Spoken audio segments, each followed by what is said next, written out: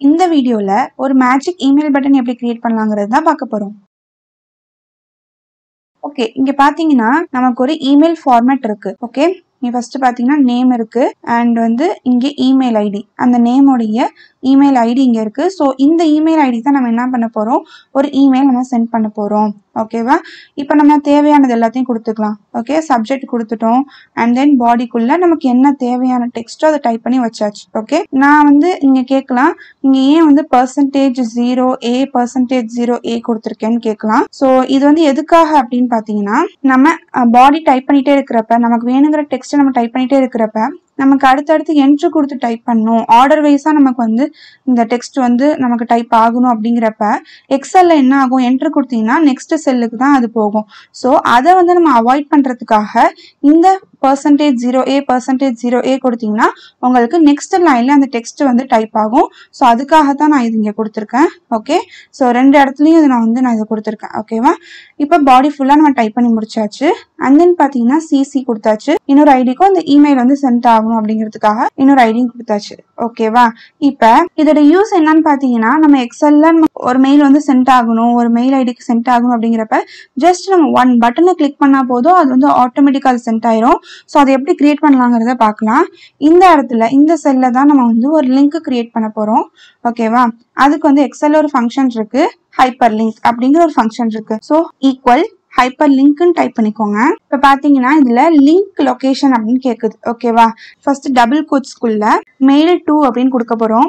நம்ம யாருக்கு அனுப்ப போறோமோ அதனால மெயில் 2ன்னு சொல்லி அந்த கொடுத்துக்கிறோம், அந்த ஐடியா கொடுக்க போறோம். இந்த இடத்துல நம்ம கோலன் கொடுத்துட்டு திரும்ப டபுள் கோட்ஸ் ஓபன் பண்ணிட்டு ஆம்பர்சண்ட் சிம்பிள் யூஸ் பண்ணிக்கலாம். இப்போ இதுல நமக்கு ஐடி எந்த செல்ல இருக்கு, D4 செல்ல இருக்கு. ஸோ இந்த செல்ல நம்ம என்ன பண்ணிக்கலாம், செலக்ட் பண்ணிக்கலாம். திரும்ப ஆம்பர்சண்ட் கொடுத்துக்கலாம், டபுள் கோட்ஸ் கொடுத்துட்டு அண்ட் தென் பாத்தீங்கன்னா சப்ஜெக்ட் இப்போ வந்து செலக்ட் பண்ண போறோம்.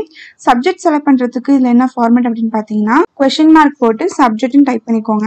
இப்போ இதுல நம்ம சப்ஜெக்ட் எப்படி செலக்ட் பண்ண போறோம் அப்படின்னா, நம்ம மெயில் டூல எப்படி வந்து மெயில செலக்ட் பண்ணமோ அதே மாதிரி டபுள் கொட்டேஷன் ஆம்பர்சண்ட் இந்த சப்ஜெக்ட் உடைய செல்ல செலக்ட் பண்ணிக்காச்சு, திரும்ப ஆம்பர்சண்ட் அண்ட் டபுள் கோட்ஸ். ஓகேவா, இதே மாதிரி தான் நம்ம பாடியும் செலக்ட் பண்ண போறோம். ஓகேவா, ஆம்பர்சண்ட் கொடுத்தாச்சு, பாடி டைப் பண்ணிட்டோம், ஈக்குவல் டபுள் கோட்ஸ் இந்த பாடியோட செல்ல செலக்ட் பண்ணிக்கலாம். ஓகே, நெக்ஸ்ட் வந்து சிசி செலக்ட் பண்ண போறோம்.